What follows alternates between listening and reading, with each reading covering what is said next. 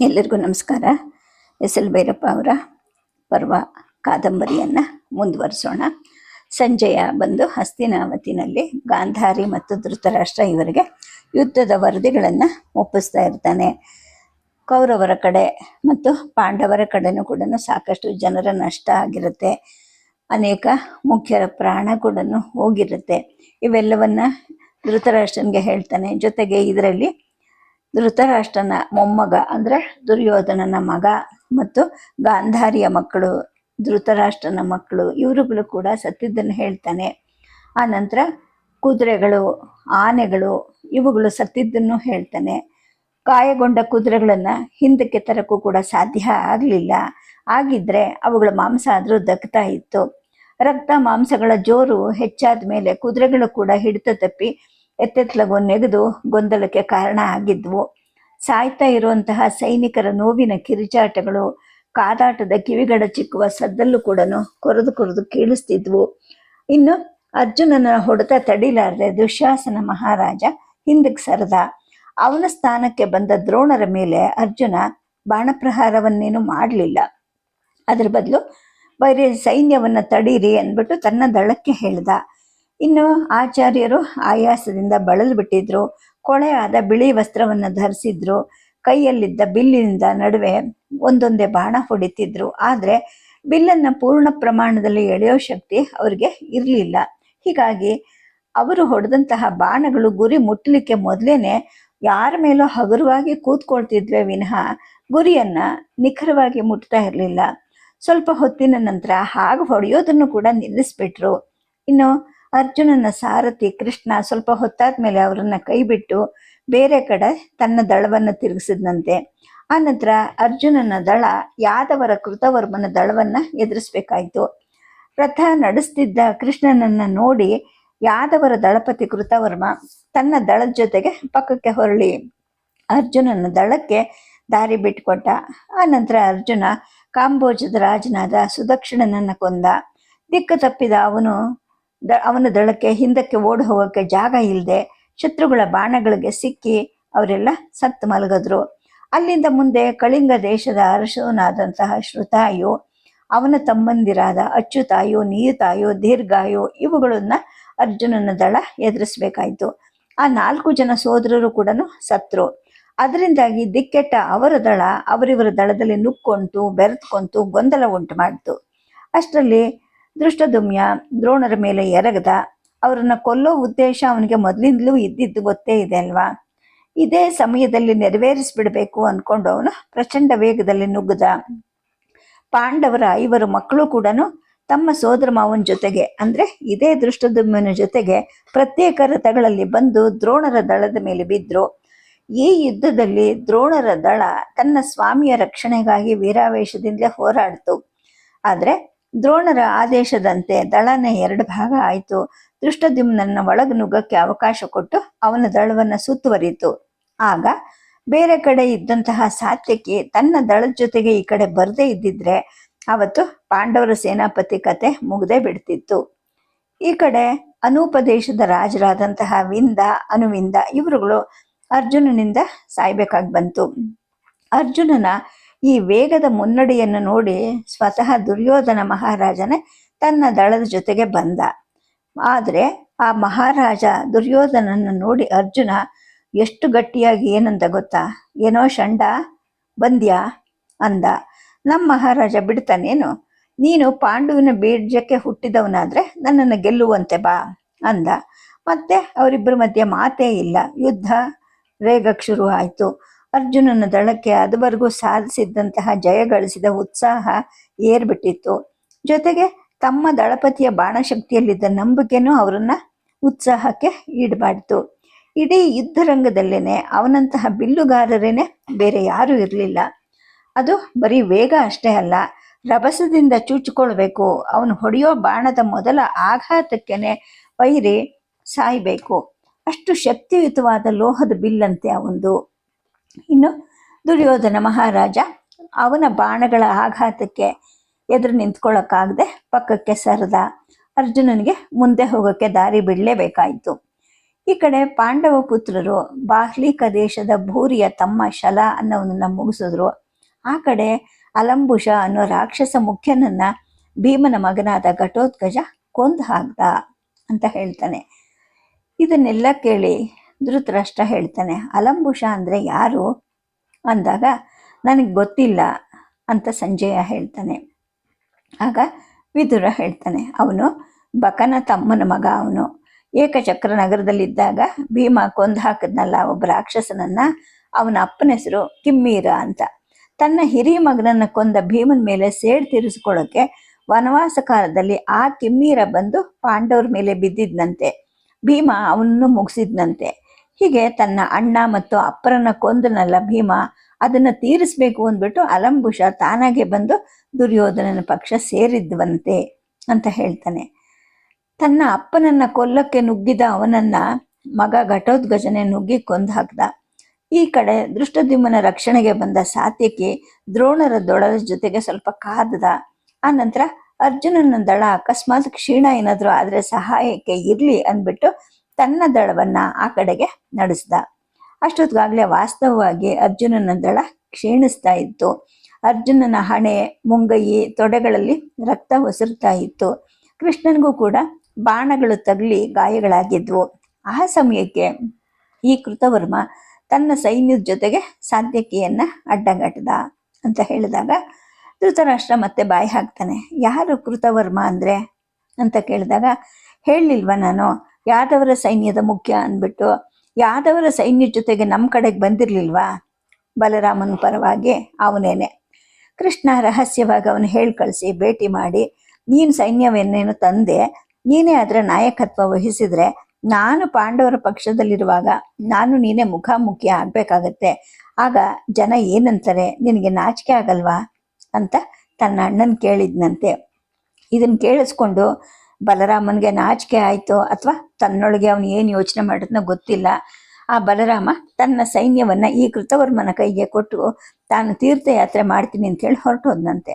ಈಗ ಯುದ್ಧದಲ್ಲಿ ನನ್ನ ದ್ವಾರಕೆ ಸೇನೆ ಮೇಲೇನೆ ತಾನು ಯಾವ ಸೇನೆಗೆ ಒಬ್ಬ ದಳಪತಿ ಆಗಿದ್ನೋ ಅದ್ರ ಮೇಲೆ ಕಾಯ್ಬೇಕಲ್ಲ ಅಂತ ಸಾತ್ಯಕಿಗೂ ಕೂಡ ಕಷ್ಟ ಅನ್ಸುತ್ತೆ.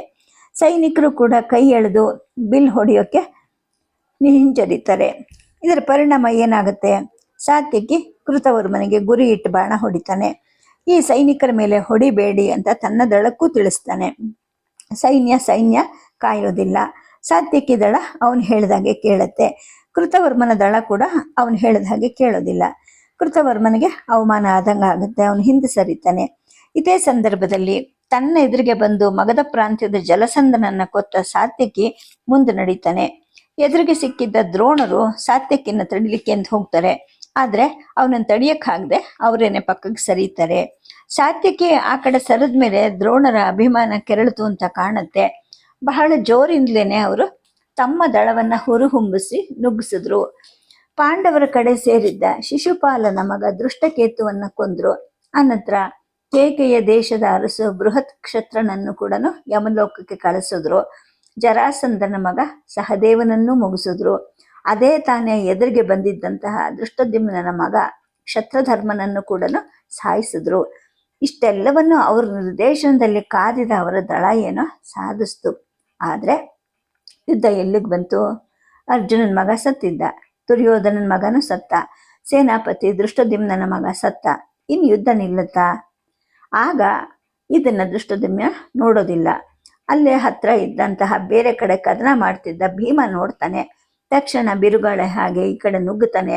ಮುರಿದು ಬಿದ್ದಿದ್ದ ರಥದ ಒಂದು ಚಕ್ರವನ್ನ ಎತ್ತಿ ಬೀಸಿ ದ್ರೋಣರ ರಥದ ಮೇಲೆ ಒಗಿತಾನೆ. ಅದು ತಗಲಿ ದ್ರೋಣರ ಸಾರಥಿ ಅಲ್ಲೇ ಸತ್ತು ಬೀಳ್ತಾನೆ. ರಥ ಕೂಡ ಜಜ್ಜಿ ಹೋಗುತ್ತೆ. ದ್ರೋಣರೇನೋ ಬದುಕಿರ್ತಾರೆ. ಗುರುಗಳನ್ನ ಉಳಿಸಕ್ಕೆ ಅಂದ್ಬಿಟ್ಟು ನಿನ್ನ 11 ಜನ ಮಕ್ಕಳು ಭೀಮನ ಮೇಲೆ ನುಗ್ಗುತ್ತಾರೆ. ನಿನ್ನ ಮಕ್ಕಳು ದೇವಿ ಹೊಟ್ಟೆಯಲ್ಲಿ ಹುಟ್ಟಿದವರು. ಈ ಪೈಕಿ ಯಾರೂ ಇರಲಿಲ್ಲ. ಭೀಮ ಒಬ್ಬರಾದ ಮೇಲೆ ಒಬ್ಬರಂತೆ 11 ಜನರ ಮೇಲೆ ಬಿದ್ದು ಗಿಡದಿಂದ ಹಣ್ಣನ್ನು ಮುರಿಯೋ ಹಾಗೆ ಅವರ ಕುತ್ತಿಗೆಯನ್ನು ತಿರುಚಿ ಮುರಿದು ಅವರ ತಲೆಗಳನ್ನು ನಮ್ಮ ಸೈನ್ಯದ ನಡುವೆ ಎಸೆಯಕ್ಕೆ ಶುರು ಮಾಡ್ದ. ಆಗ ಎಲ್ಲ ಕಡೆ ಹಾಹಾಕಾರ ಎದ್ದಿತು, ಗೊಂದಲ ಎದ್ದಿತು. ಅವ್ರ ಕಡೆ ಸೈನಿಕರ ಧೈರ್ಯ ಹೆಚ್ಚಾಯಿತು. ಇನ್ನಷ್ಟು ಉತ್ಸಾಹದಿಂದ ಅವರೆಲ್ಲ ನುಗ್ಗಿದ್ರು. ನಂತರ ಭೀಮ ಮತ್ತು ಕರ್ಣ ಒಬ್ಬರ ಮೇಲೊಬ್ರು ಬೀಳಕ್ಕೆ ಶುರು ಮಾಡಿದ್ರು. ಘೋರ ಯುದ್ಧ ಆದ ನಂತರ ಕರ್ಣನಿಗೂ ಕೂಡ ಭೀಮನನ್ನ ಎದುರಿಸಕ್ಕಾಗದೆ ಪಕ್ಕಕ್ಕೆ ಸರಿದು ಮರೆ ಆಗ್ಬಿಟ್ಟ. ಅದಾದ ನಂತರನೇ ಭೀಮ ದೇವಿ ಗಾಂಧಾರಿಯ ಮಕ್ಕಳಾದ ದುರ್ಜಯ, ದುರ್ಮುಖ ಮೊದಲಾದ 5 ಜನರನ್ನ ಕೊಂದಿದ್ದು. ಇದೇ ಸಮಯದಲ್ಲಿ ಚಂದ್ರವಂಶದ ಸೋಮದತ್ತನ ಮಗನಾದ ಭೂರಿಶ್ರವ ಸಾತ್ಯಕಿ ಮೇಲೆ ಬಿದ್ದ. ಸಾತ್ಯಕಿಗೂ ಸುಸ್ತಾಗಿತ್ತು. ಅವನ ತಲೆಯನ್ನ ಕಡಿದು ಶತ್ರು ಸೈನ್ಯದ ಮಧ್ಯೆ ಎಸೆದು ತನ್ನ ತಮ್ಮ ಶಲನ ಮರಣದ ಸೇಡನ್ನ ತೀರಿಸ್ಕೋಬೇಕು ಅಂದ್ಬಿಟ್ಟು ಆ ಭೂರಿಶ್ರವ ಕತ್ತಿ ಹಿಡ್ಕೊಂಡು ನಿಂತಿದ್ನಂತೆ.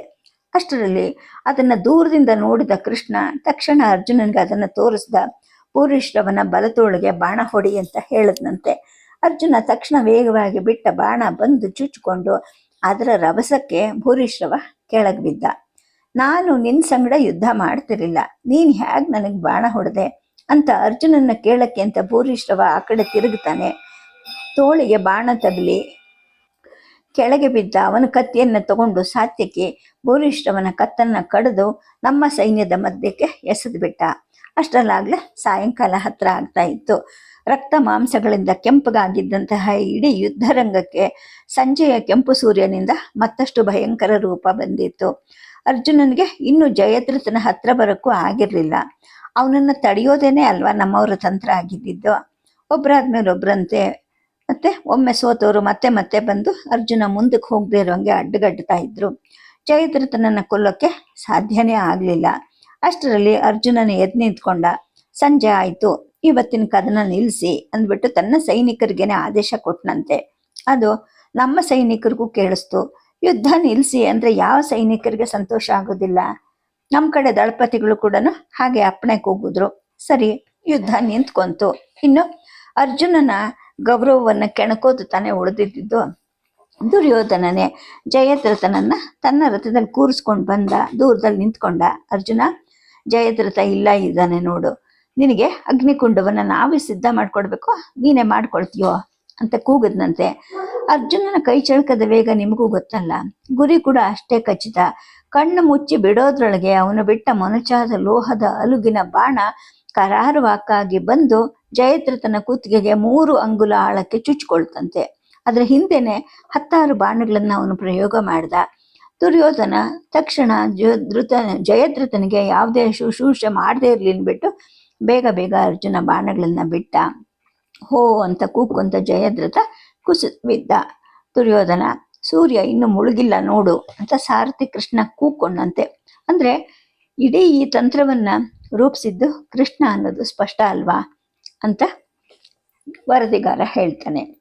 ಅಂದ್ರೆ ಇನ್ನು ಸೂರ್ಯ ಅಸ್ತ ಆಗ್ಬೇಕಾಗಿರುತ್ತೆ, ಅಸ್ತ ಆಗಕ್ ಮುಂಚೆನೆ ಸೂರ್ಯ ಮುಳುಗಿದಾನೆ ಅಂತ ಹೇಳಿ ಅವರೆಲ್ಲ ಮೈ ಮರೆತಿರುವಾಗ್ಲೇನೆ ಅರ್ಜುನ ಜಯದ್ರಥನನ್ನ ಕೊಂದಿರ್ತಾನೆ. ಇದನ್ನೆಲ್ಲ ಕೇಳಿ ಮೋಸ ಮೋಸ ಅಂತ ಧೃತರಾಷ್ಟ್ರ ಕೂಗ್ಕೊಂತಾನೆ. ಆಗ ಆ ವರದಿಗಾರನಾದಂಥ ಸಂಜಯ ಹೇಳ್ತಾನೆ, ಅವರು ಅದನ್ನ ತಂತ್ರ ಅಂತಾರೆ. ಅವರು ಬರೀ ಜಯದ್ರಥನನ್ನ ಹೊಡೆದು ನಿಲ್ಲಿಸ್ಲಿಲ್ಲ, ಮತ್ತೆ ಮೇಲ್ ಬೀಳಿ ಅಂತ ತಮ್ಮ ಸೈನಿಕರಿಗೂ ಕೂಡ ಸೂಚನೆ ಕೊಟ್ರು.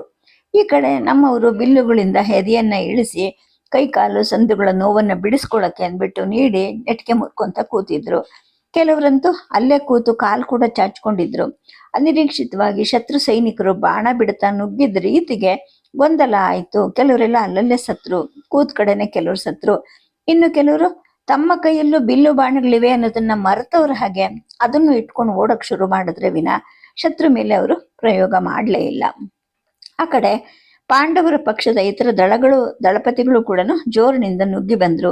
ಇದರ ಪರಿಣಾಮವಾಗಿ ರಚಿಸಿದ್ದ ವ್ಯೂಹ ಕಲಸಿ ಹೋಯಿತು. ನಮ್ಮವರಿಗೆ ಸೋಲಿನಿಂದಾದ ಧೃತಿ ನಷ್ಟ, ಅವರಿಗೆ ವಿಜಯದಿಂದ ದೊರೆತಂತಹ ಉತ್ಸಾಹ ಎರಡೂ ಒಟ್ಟಿಗೆ ಆಯಿತು.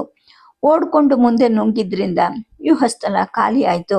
ಯುದ್ಧ 2 ಕೋಸಿಗಿಂತ ಮಿಕ್ಕು ಮತ್ತೆ ಇತ್ತ ಕಡೆಗೆ ಬಂತು. ಬೆಳಗಿನಿಂದ ನಡೆದ ಜಾಗ ಖಾಲಿನೇ ಆಗೋಯ್ತು.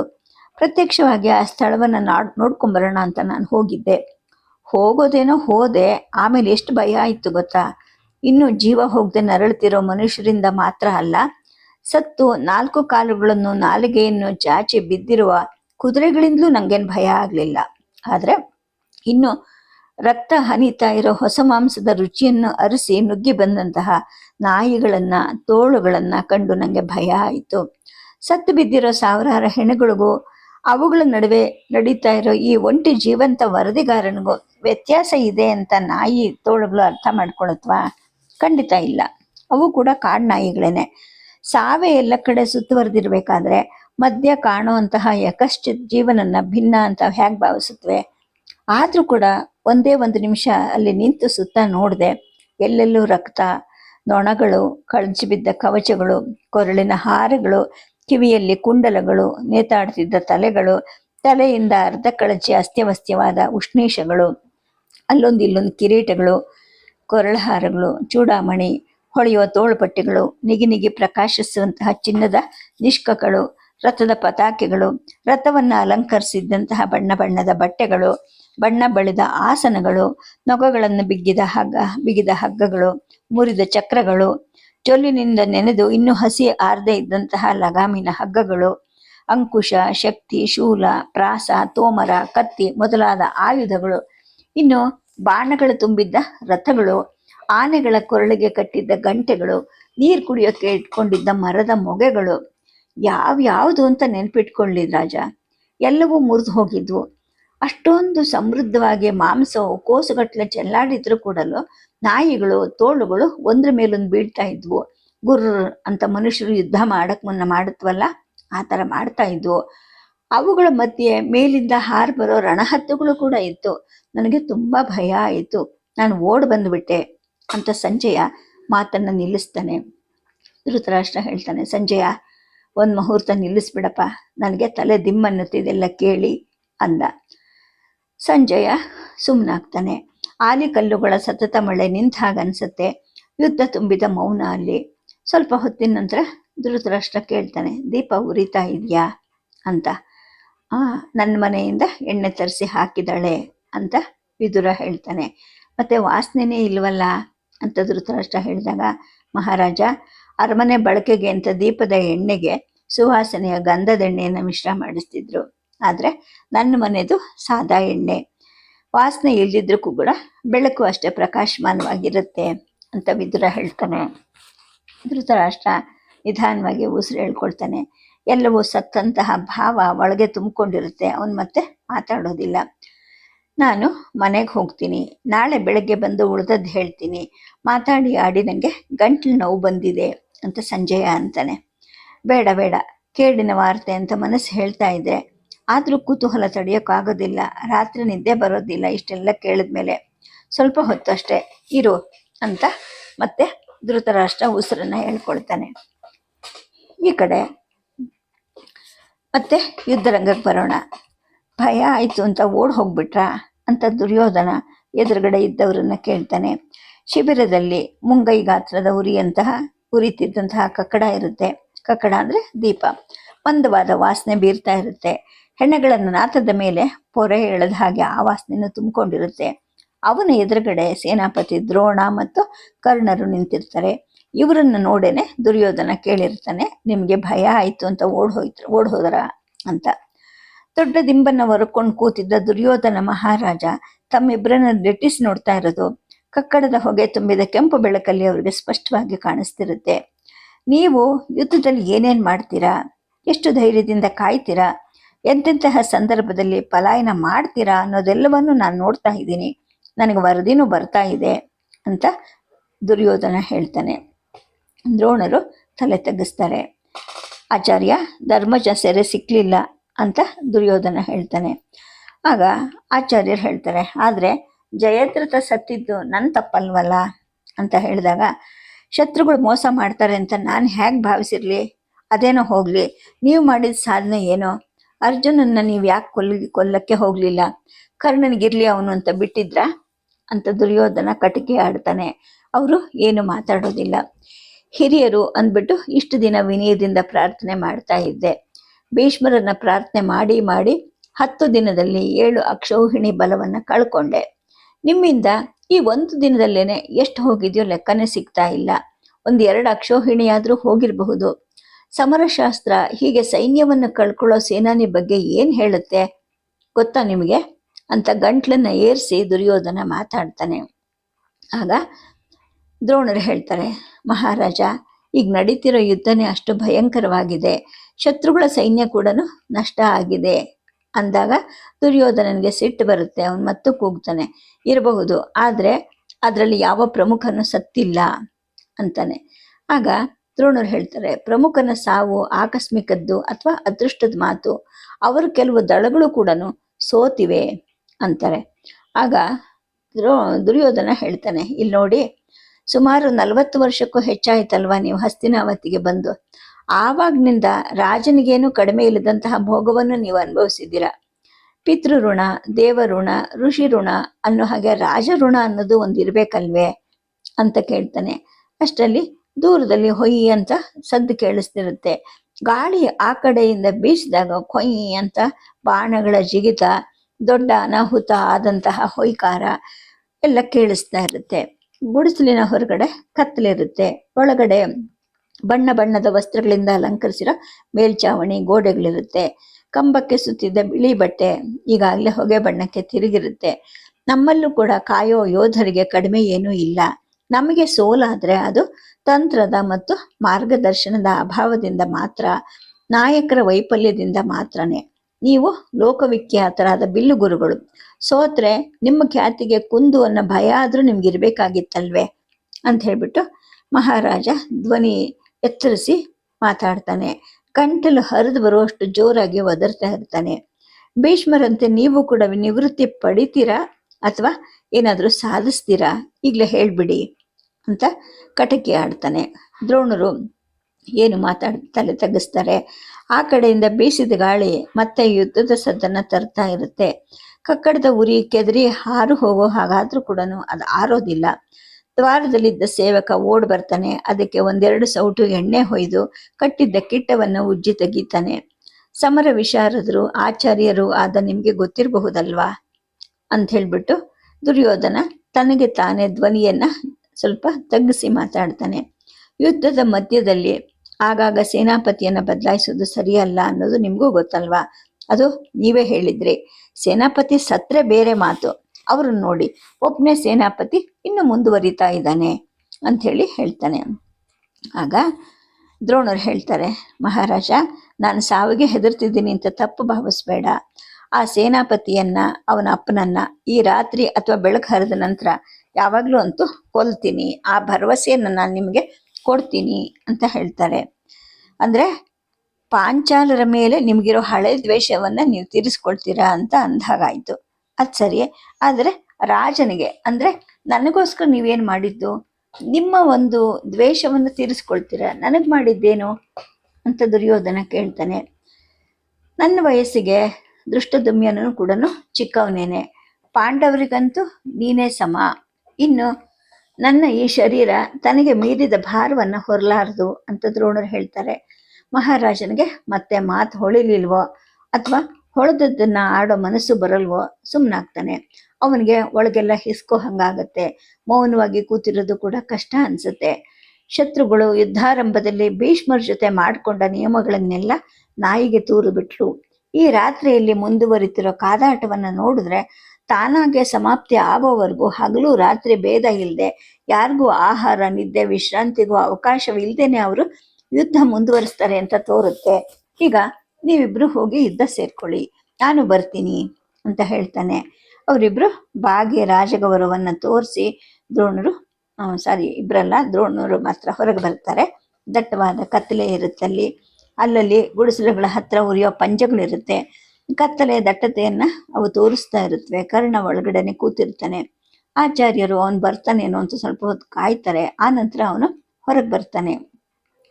ಇಬ್ರು ಜೊತೆಯಲ್ಲಿ ನಡೆದು ಅಷ್ಟು ದೂರದಲ್ಲಿದ್ದ ತಮ್ಮ ರಥಗಳ ಹತ್ರ ಬಂದಾಗ ಅವ್ರು ಹೇಳ್ತಾರೆ, ಮಹಾರಾಜ ಹೇಳುವಾಗ ನೀನು ಇದ್ದೆ, ಅದು ನನ್ನೊಬ್ಬನ್ನೇ ಕುರಿತಿದ್ದಲ್ಲ ಅಂತ ಹೇಳಿದಾಗ ಕರ್ಣ ಏನು ಮಾತಾಡೋದಲ್ಲ. ಅವನ ಮುಖ ಗಂಭೀರವಾಗಿದ್ದು ಮಂಕು ಬೆಳಕಲ್ಲೂ ಕೂಡ ಅವ್ರಿಗೆ ಸ್ಪಷ್ಟವಾಗಿ ಕಾಣಿಸುತ್ತೆ. ಮತ್ತೆ ಈ ಕಡೆ ಹಸ್ತಿನಾವತಿಗೆ ಬರೋಣ. ಸಂಜಯ, ನೀನು ಬರ್ತಾ ಬರ್ತಾ ಹೆಚ್ಚು ನಿಷ್ಠುರ ಆಗ್ತಾ ಇದೆಯಾ, ಯಾಕೆ ಅಂತ ಧೃತರಾಷ್ಟ್ರ ಕೇಳ್ತಾನೆ. ಯಾಕೆ ಹಾಗಂತೀಯ ಮಹಾರಾಜ ಅಂತ ಸಂಜಯ ಹೇಳಿದಾಗ, ಅಲ್ಲಪ್ಪ, ಕೇಳ್ತಾ ಇರೋ ನನಗೆ ಮತ್ತು ನನ್ನ ಈ ದೇವಿ ಗತಿ ಏನಾಗುತ್ತೆ ಅಂತ ಲೆಕ್ಕಿಸದೆ ನಿಷ್ಠುರವಾಗಿ ಸಂಗತಿಗಳನ್ನ ಹೇಳ್ತಾ ಇದೆಯಲ್ಲ ಅಂತ ಹೇಳ್ತಾನೆ. ಆಗ ಸಂಜಯ ಹೇಳ್ತಾನೆ, ನಾನು ಒಬ್ಬ ವರದಿಗಾರ, ಘಟನೆಯಲ್ಲಿ ಇಲ್ಲದೆ ಇರುವಂತಹ ಪ್ರಿಯ ವರದಿಯನ್ನು ಹೇಗೆ ತರಲಿ, ನಾನು ಹೇಗೆ ಹುಟ್ಟಿಸ್ಕೊಂಡು ಹೇಳಲಿ ಅಂತಾನೆ. ಆಗ ಧೃತರಾಷ್ಟ್ರ ಹೇಳ್ತಾನೆ, ಹೇಗಿದ್ರು ನನ್ನ ಮಗ ಸೋಲ್ತಾ ಇದ್ದಾನೆ ಅಂತ ನಿನಗೂ ತಾತ್ಸಾರ ಬಂತ ಅಂದಾಗ, ಹಾಗೆ ತಿಳಿಬೇಡ ನೀನು, ನಿನಗೆ ಬೇಡ ಅಂದರೆ ನಾನು ವರದಿಯನ್ನೇ ನಿಲ್ಲಿಸ್ಬಿಡ್ತೀನಿ ಅಂತ ಹೇಳ್ತಾನೆ. ಇಲ್ಲ, ಬೇಕೇ ಬೇಕು, ಪ್ರತ್ಯಕ್ಷ ನೋಡೋಕ್ಕೆ ಸಾಧ್ಯ ಇಲ್ಲದೆ ಇರೋರಿಗೆ ಯುದ್ಧದ ವರದಿನೂ ಇಲ್ದಿದ್ರೆ ಗತಿ ಏನು ಅಂತ ಧೃತರಾಷ್ಟ್ರ ಹೇಳ್ತಾನೆ. ಸರಿ, ಹಾಗಾದರೆ ಮುಂದುವರಿಸ್ಲಾ, ನಾನು ಏನು ಹೇಳ್ತಾ ಇದ್ದೆ ಅಂತ ಸಂಜಯ ಕೇಳ್ತಾನೆ. ಧೃತರಾಷ್ಟ್ರನಿಗೆ ನೆನಪು ಬರೋದಿಲ್ಲ. ವಿದುರನೇ ಜ್ಞಾಪಿಸ್ತಾನೆ, ದುರ್ಯೋಧನನ ತಪ್ಪಿನಿಂದ ಭಾರಿ ಅನಾಹುತ ಆಯಿತು ಅಂಥೇಳಿ ಹೇಳ್ತಾನೆ.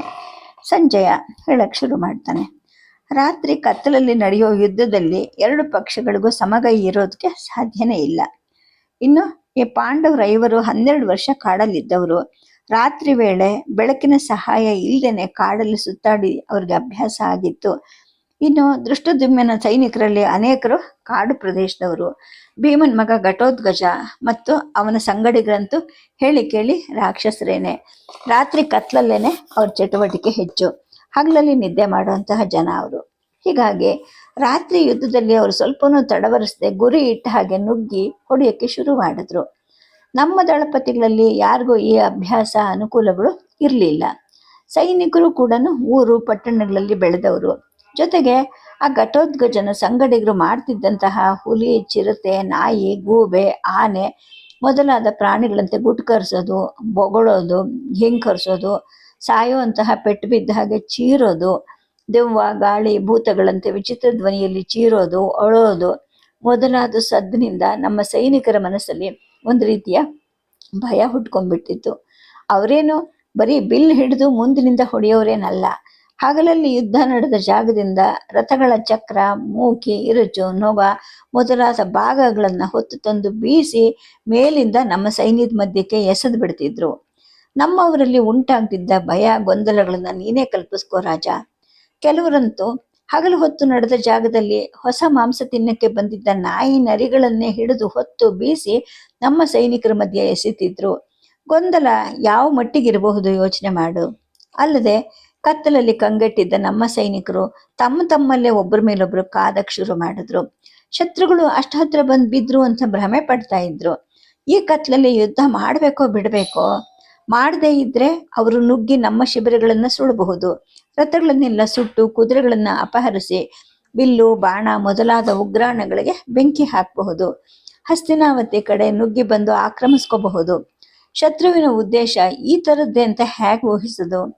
ಆದ್ರಿಂದ ದುರ್ಯೋಧನ ಮಹಾರಾಜ ತಕ್ಷಣವೇ ಚೆನ್ನಾಗಿ ಎಣ್ಣೆ ಹಾಕಿದ 1000 ಪಂಜುಗಳನ್ನು ಹಚ್ಚಿ ತಂದು ನಮ್ಮವರಿಗೆ ಕೊಡಿ ಅಂತ ಅಪ್ಪಣೆ ಮಾಡ್ದ.